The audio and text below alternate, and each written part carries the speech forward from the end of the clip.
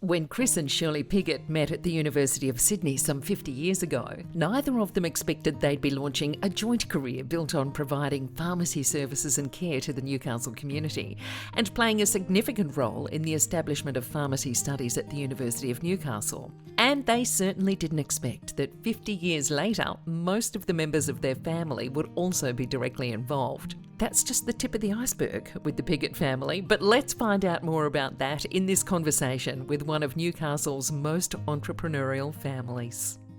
I think my folks were in the hotel business and they didn't want me to go into a hotel, so they took me across the road one day at a tender age of maybe 16 and introduced me to the local chemist. And I thought, oh, that's interesting. That was it. Anyway, they did convince me, but I think a lot of their principles carried through into pharmacy. The same thing. You're dealing with a huge cross-section of the public, and that's pharmacy. We actually met at university. I was in year 3 and you were in second year. Ooh. He repeated. I just did a little extra research, Carol. So are you the brains in the family? Yes. Oh, how do you like that? Oh dear, that's terrible. We got married and Shirley was managing inside the University of New South Wales, the first pharmacy there.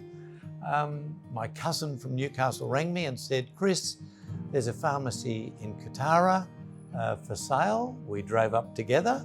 We thought this would be lovely. I was 9 months pregnant. Oh, that's right. She was too. 8.5 months pregnant. My grandfather gave us the financial advice and a bit of financial support. We bought the pharmacy, which was called Katara Pharmacy, which later we named the Blackbutt Pharmacy. Well, we had the baby 3 weeks after we moved in, upstairs, and so when I'd be feeding the baby, we'd be very busy downstairs. I'd burp the baby, run downstairs, dispense some prescriptions, back upstairs, continue the feeding. It was very, very busy time, and it was just before Christmas as well.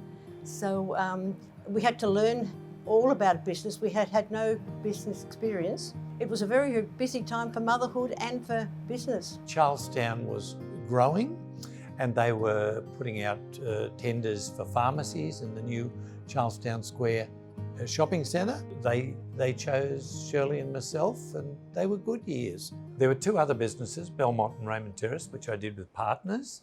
In 1970, we would probably do 30 to 70 prescriptions a day. And nowadays, a smaller pharmacy will do 150 prescriptions a day and a larger pharmacy will do 500 plus prescriptions a day. We used to make them. Doctors would write prescriptions with the ingredients. You'd put them together and you'd have it in a bottle. You only bought your toothpaste from a pharmacy in 1970. There's been a change, and small business, I'd make this point, adapts very well to change. So now pharmacies are now getting into a more consultative process. Pharmacists have always worked alongside doctors. If you understand the patient in front of you, when you can stand in their shoes, as people say, that's empathy. I believe that pastoral part of pharmacy is never going to change. Life throws us some challenges, and in 1989 there was the earthquake. I was standing in the dispensary at Charlestown Square watching the roof ripple over my head. It sounded as though we were hit from behind, but Blackbutt Pharmacy was much worse hurt. Anthony's Pharmacy had the awning in Beaumont Street collapse on the ground. And then there's the floods. Chris was never there when the floods came by. One was our anniversary and he was away that night and we flooded. And we had to get the broom out and the back of the broom. The local doctor helped me and to get the water and the mud out. And then in 2015 we had another flood. Once again, he wasn't around. And then there's other instances have come across the years. We've had the Cigna, where it broke off Stockton Beach too, but the pharmacy wasn't affected that night. But the night of the Cigna, we were having our housewarming, the first house we bought after we left the living above the pharmacy. Today's big challenge, I presume, is really for how our community handles a pandemic. I think pharmacies have been a great source of support in every community, in every little country town, but pharmacists are so valuable in times like this. And the pharmacy is so valuable to the community, for medicines for people, for making sure that people can be delivered to if they're struggling, for giving advice, for giving free advice at any times. It's just crucial. So I'm very proud of what I see. So I grew up in pharmacy. It's always been around me. My elder sister is a pharmacist. My brother became a surveyor. When I finished, when I was coming to the end of year 12, I didn't know what I wanted to do. School came easy to me. I must have got my mother's brain. And so I went and saw a school counsellor, and the school counsellor sort of did the tests. He said, "Well, you can do whatever you want." And gave me a few suggestions, and I didn't like any of them. I thought there must be some different jobs out there that I don't know about. As it sort of sunk in, actually, Mum and Dad's career is one I admired. It was a respectable job. You got paid for it. And you work with the community, and you're a part of everything. It's really connected, and I was quite lucky that actually when I started studying pharmacy, I really enjoyed it. The reason I got into ownership was I was travelling around. I was happy in my 20s, travelling the globe and working. But Dad really wanted to sell the first and last pharmacy, Blackbutt. And I was the only person who put up their hand and said, "Okay, I'll move back and take over this one." So me and my sister bought this one, and we agreed I'd work for 5 years and then she'd take over. And it just so happened I've just bought it, kept working, and moved on since.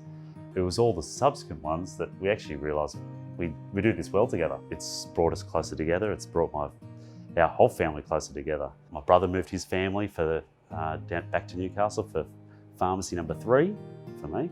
And the other ones I bought for basically other people, and we've had to do that together. I think we enjoy it. Yeah. It's probably another reason Dad doesn't want to get away from it now is it's a family thing. So I think it works because a family support each other in so many various ways.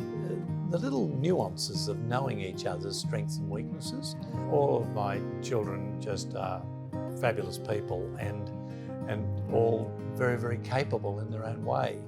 And we're very blessed. So all I have to do is sort of encourage. But we've also attracted other partners in who've gone to school with them. And younger people, I think it works because younger people do need or appreciate an older mentor, just maybe as a little bit of an arm for the initial stages. Shirley and I probably needed that in our first pharmacy too. When the medical school had been open for some years in Newcastle, a few doctors approached a few of us pharmacists, and I was just very, very keen. Yes, we've got to do it. Let's bring pharmacy to Newcastle. I'm a very proud Novocastrian. I think it's a great city, and I think it's the great ordinary Australian city. So the pharmacy school started in 2004. There was a lady going to do the lecturing on management. She did the first lecture, and then she said she couldn't come next week, but I could do it. She gave me her notes and she never came back again. So I taught management at Pharmacy School of Newcastle University for 14 years, and I loved it. I did never think I was a teacher, but when you see how young people respond to your encouragement, it was a great partnership. I loved it, and I'm still helping them to this day. They still ring me, and I still enjoy helping them. One of the amazing privileges of 50 years is being able to give back. I like being generous towards Newcastle, charitable things, HMRI, Samaritans, the Newcastle Theatre Company, World Vision International. My wife was a founding member of that, and it just grew and grew and grew. Compassion, anything that's local, we just like to support. In sailing, I think I've liked team sports. So sailing was something that I did with a man who became my best friend, and He's passed away now, another pharmacist, and we slowly, I'd learned to sail when I was 14, but he bought the boat and we kept moving into sailing, where we sailed up the coast to, learnt on Lake Macquarie, sailed up to Southport 19 times, brought the boat back, Claude Howe Island 3 times, Sydney to Hobart 7 times, and I just love sailing. I was in the 1998 Hobart, where 6 people died. Our boat was really there, but for the grace of God go I. Our boat was in as bad a position as any could be. It was a wonderful little boat called a Cavalier 37, designed by a New Zealander. It would prove to be safe in the most horrific conditions. Crew of 9 people. I was fortunately the only uninjured person on the boat. We rolled over probably 3 times. 2 of us, Annika Ginnin and myself, were on deck at 1 a.m. in the morning. The boat rolled and the 2 of us were in harnesses and went overboard. I had hold of the steering wheel. That was above my head, and the noise of the wind, which had been horrific for 3 hours, was all of a sudden deadly still. I knew this was very, very dangerous, but very soon the boat started to right itself again, and I managed with the steering wheel to get under the lifeline, and I was levered out of the boat, out of the water. I had to turn around immediately and grab Annika, because I knew that that was potentially fateful. And I dragged her back into the cockpit of the boat, and we wallowed. The noise came back again. But this is a long story that I will just say we survived. We all knew that it could have been any of us, but we were survivors. And I still love sailing. But danger is around us at any point of time. This part I probably get from Dad. I did a lot more travelling before I learnt to fly. When I was younger growing up, look, we were pretty fortunate. We went on a lot of holidays with the family. And then I always looked up to my older brother Andrew as well, going on wonderful trips around the world. And I thought, no, I'm going to do that myself. And so I got a break of 6 months. And on day 13 in South America, Chile, in Viña del Mar, I got kidnapped.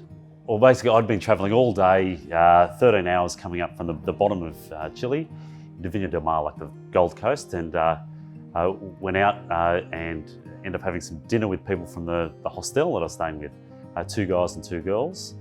And on the way back, in my brief version, we went past the hostel and I said, stop the car. And the guy on my left reached under the car seat and cocked a gun and pointed it at me and said, no, we're not going back. He was nice enough to drop me off 11 hours later. With no ill health, but they got a bit of money and the gear out of my hotel room. I'm exhausted. I'd like to almost consolidate and have fun. I enjoy seeing other people in and around the businesses. I'd probably like to start working less and, I don't know, enjoy family time and spend more time with people and giving back with a generous spirit.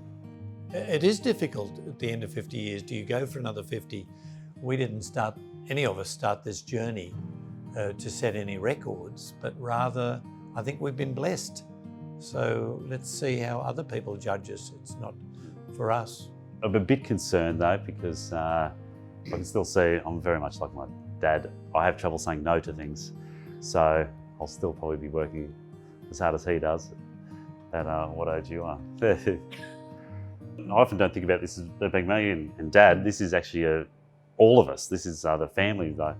My sisters are heavily involved, Mum. My brothers are now heavily involved looking after the marketing, his wife. Together, there's all of us. It's not just, She's the not depending on pharmacist anyone. that came in to Australia, so we're helping internationally.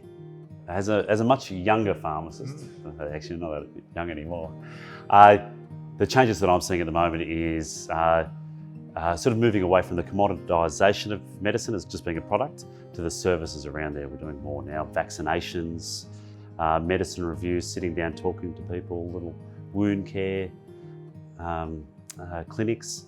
Medicine's been sort of similar over the last, I don't know, 20 years that I've been around, but there's newer emerging medicine, which is actually also pretty exciting. And that's these biological medicines rather than just being a straight chemical. So there's not as many new drugs coming out now, but they are very powerful and really exciting and saving a lot of lives.